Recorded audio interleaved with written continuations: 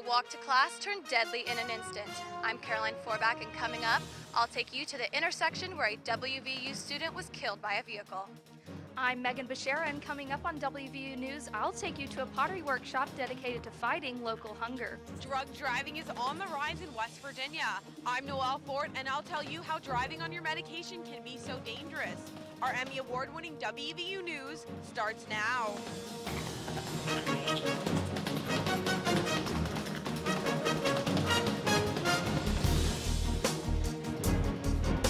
Every single day, nearly 15 pedestrians are hit and killed in America. A recent accident in the area has residents questioning if the crosswalks here in Morgantown are safe. I'm Mariah Congito. And I'm Megan Bashara. If you're a senior citizen, listen up. We'll tell you what you can do to stay healthy and live longer. These stories and more on WVU News, an Emmy Award-winning newscast produced by television journalism students right here at West Virginia University. Just over 4,000 pedestrians are killed every year across the country. And here in West Virginia, about 20 pedestrians are killed a year, and that number is on the rise. Caroline Forback joins us now in the studio with more. Caroline? Thanks, Megan. The majority of these accidents happen between 6 and 9 o'clock p.m. Officials say one of the main causes is due to the driver or pedestrian being distracted. And one crosswalk in the area has residents concerned and calling for action. A WVU student was killed recently at an intersection that was designed to keep traffic moving. Leah Berhanu was an engineering student, and her sister Rebecca said the world lost a bright star. Leah Berhanu was killed by a vehicle while crossing the street near Morrill Way. The intersection is a concurrent crosswalk designed to help the flow of traffic. This means that cars and pedestrians have the same go signal. Hannah Booth knows all too well how dangerous this can be. Last June, she was hit by a car in that same crosswalk. As I was crossing the crosswalk across Patterson Drive, I had the signal to walk, and a car turning left from Morrill Way onto Patterson Drive. She also had a green arrow to turn, and as I was crossing in the crosswalk, she struck me. Morgantown Police Chief Ed Preston says that the intersection itself isn't the problem. The real issue is pedestrian and driver inattention. We have pedestrians that are inattentive, don't use crosswalks. We have drivers that are inattentive, use electronic devices when they should not be, not paying attention to traffic control devices, failure to signal before they change lanes. There have been 6 accidents recorded at this intersection in the past year. 2 of them involving pedestrians, 1 of them fatal. And there's little to no survival rate of being hit by any car at any speed. Police say anything over 45 miles per hour is considered potentially fatal. The city is working with the Department of Highways to put new traffic control signals in areas with a lot of pedestrians. But it's up to drivers and pedestrians to stay alert and put safety first. A new sign alerting drivers of pedestrians crossing has now been placed near the intersection where the accident happened. Thank you for that report, Caroline. Not only is it important to stay safe, but it's also important to stay healthy. West Virginia's senior population is the 3rd highest in the country. In fact, seniors make up about 18% of the state. I spoke with a senior who believes exercise is one of the reasons why she won her battle against breast cancer. Meet Marlene Pope, a 71-year-old breast cancer survivor and fitness instructor at the Boat Park Senior Recreation Center. 6 years ago, Pope was diagnosed with stage 3 breast cancer, but her competitive mentality kept her optimistic. This isn't going to change what I do.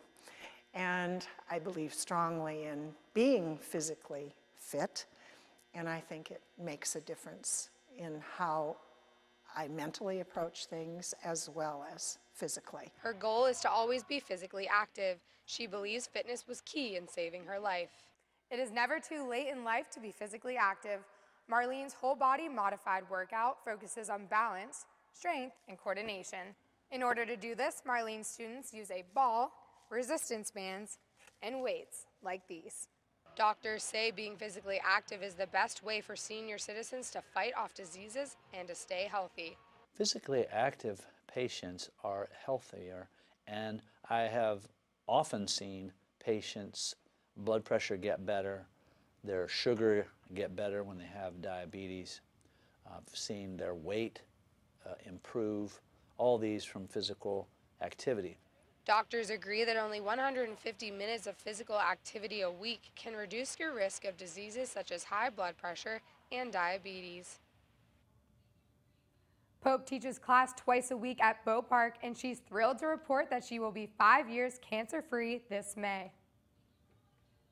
With more states legalizing marijuana and record numbers of people dying from drug overdoses, concerns about drug-impaired driving are on the rise. Noelle Ford joins us now from Studio B at the Media Innovation Center to tell us more. Noelle? That's right, Megan. According to the West Virginia Governor's Highway Safety Program, 1 out of every 4 impaired driving arrests is drug-related, and experts say that drugged driving is becoming more common than drunk driving. And it's not just illegal drugs that motorists are using. Officers say that prescription drugs can be just as dangerous and deadly. West Virginia has one of the highest rates of drug driving in the nation. Morgantown resident Michaela Golden was critically injured in a car accident caused by a drugged driver. The tractor and trailer hit me so hard that my latch on my door came off. My seatbelt came undone somehow, and the door came open. So when the door came open and I came in a spin, I came out of my car and I was left in the middle of the road. Sergeant Kurt Thomas of the Monongalia County Sheriff's Department says that most people don't realize that the medication they are prescribed can affect their ability behind the wheel. That person's excuse was that I'm prescribed these, so I should be able to drive on them. But he honestly was so impaired it wasn't even, he would fall asleep mid-sentence talking to you. When you are pulled over by a cop, they'll ask you to get out of the car and perform a series of field sobriety tests on you. But they say the easiest way to tell if someone's been taking drugs is by shining a flashlight into their eyes. He was under medication. So I don't know if he was, what kind of medication, if he was sleeping medication, but he wasn't supposed to be driving. Thomas says the easiest way to see if you can drive your car is by simply checking the label of your medicine bottle. More information on how to prevent drug driving can be found at the bottom of your screen. Last year, West Virginia was one of only 5 states to receive drug driving grants, totaling $100,000. And that money will be used to train police officers on how to spot drug drivers and what to do once they are pulled over. Back to you at the Waterfront Studio. Thanks, Noelle. Many people are turning to social media to show off their creations for the fundraiser Empty Bowls. Volunteers are decorating ceramic bowls in order to help feed the hungry. Hashtag Empty Bowls has become a popular campaign for participants all over the country, and local organization Empty Bowls Monongalia has joined the fight. Megan Guerra joins us now from Social Square to tell us more. Megan? In 2016, 1/3 of Americans didn't know where their next meal was coming from. In Morgantown, there's an organization dedicated to lowering that number. Our own Megan Becerra recently attended an event that helps raise awareness and money for food insecurity. Empty Bowls Monongalia is a nonprofit organization that raises money for families dealing with food insecurity in Monongalia County. You stop at a fast food place or something and you get food. Okay, so you're hungry. But when you're food insecure, you don't know where your next meal's coming from. Certified health coach Marianne Post organized this workshop at the Wow Factory. Participants paid to paint a bowl, and that money will be donated to Empty Bowls Monongalia. According to feedingamerica.org, 15.9% of Monongalia residents qualified as food insecure in 2015.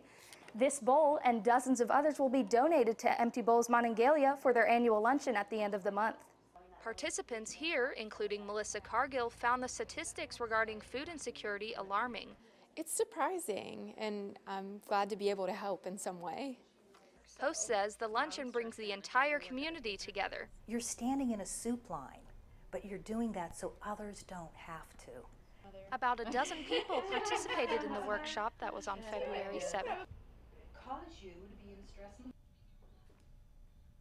If you would like to donate to Empty Bowls Monongalia, you can visit their website at the bottom of your screen. Thanks, Megan. Okay, Mariah, are you ready for some football? I sure am, Megan. Coming up after the break, Kendall Lewis tells us what to expect from next season's WVU football team. In 8 months, this stadium will be filled with 60,000 fans. I'm Kendall Lewis, and coming up next on WVU News, I'll tell you what the 2018 recruiting class will bring to Mountaineer football.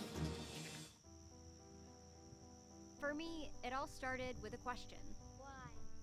It drove me to look deeper, try harder, think bigger. No way? Yes way. I took that question to a place where the possibilities are endless. It all started with a little question, a little why, and a little why not. Roll to record, ready bumper. 5, 4, 3, 2, 1. WVU News is local, in-depth, and always on the move. For you. Straight ahead on WVU News, I'm Kaylee Gunderson. I'm Cameron Bostic, and coming up on WVU News, I'll tell you why miners are fighting to save their livelihood. Our Emmy Award-winning... And it's always on YouTube, on the web, and on the Reed College of Media website. $1,500 benefiting the organization Empty Bowls. Emily and Paige, back to you. Track it, roll it, take it, bug in, music up, fade in bumper, ready camera 2, take graphic. WVU researchers recently uncovered a scandal that rocked Volkswagen and its consumers. I'm Emily Slecker. A national first place Emmy Award-winning college newscast taped at the Waterfront Studio at West Virginia University. Learn about the quality of your drinking water using hashtag WVU Streamlab. The 6 sensors are closed in bottles, tied to a rope, and attached to cinder blocks. That way they stay protected and in place. To support the Mountaineers, and for many games, it's often sold out. The user fee passed last month is named the Safe Street and Safe Community. Colleges are required by federal law to provide safety protocol on campus, but not all students are aware of the policy. The scientists reported their findings to the EPA in May of 2014 using a device like this one to test it. Stay in the know. Stay connected. Watch WVU News. Division I college football programs had their recruits putting pen to paper to commit to their school of choice. That's right, Mariah. National Signing Day has brought the Mountaineer football team some new players. Sports anchor Kendall Lewis has more. Thanks, Megan. West Virginia recruiting class is complete. Coach Holgerson has key players coming in, including 2 brothers from Eastern Arizona Community College. This 2018 class was ranked 35th in the nation by 24/7 Sports. WVU has added 13 new offensive players and 8 new defensive players to their roster. And despite adding players from 15 different states, it was a homegrown talent that headlined the class. The newest Mountaineer football players have been announced. Although National Signing Day was not what the coaching staff is used to, the NCAA held an early signing period for the first time in late December, where 20 signees were announced. One of head coach Dana Holgerson's best recruiting classes was headlined by a product of the Mountain State. Dante Stills is a 4-star defensive end from Fairmont. Players from the 2018 recruiting class are looking to take away the football from the competition, whether that's Dante Stills stripping it away or Quantel Rains intercepting it. Many say Stills got his athleticism from his father, who was also a football player for the Mountaineers. I think this guy would play out in the parking lot. He doesn't care. Just play football. Like, he had no idea where I was committing to. Like, he wanted to be a surprise, so he's very happy I can go to his alma mater and just compete. The Mountaineer coaching staff is hopeful that Stills can have as successful of a career as his father. For ESPNU Campus Connection, I'm Kendall Lewis. With the letters of intent signed, the first early signing day was considered a success. The team can still accept some new players as long as they are transfers. Mountaineer fans are hopeful that this 2018 class will lead WVU to victory. Thanks, Kendall. Some great news for the Mountaineers. Well, that's going to do it for this week's edition of WVU News. You can now visit us online on our website. You can also watch our shows on YouTube, and please follow us and our reporters on Twitter. I'm Megan Beshara. And I'm Mariah Congito. Thanks for watching. We'll see you next time.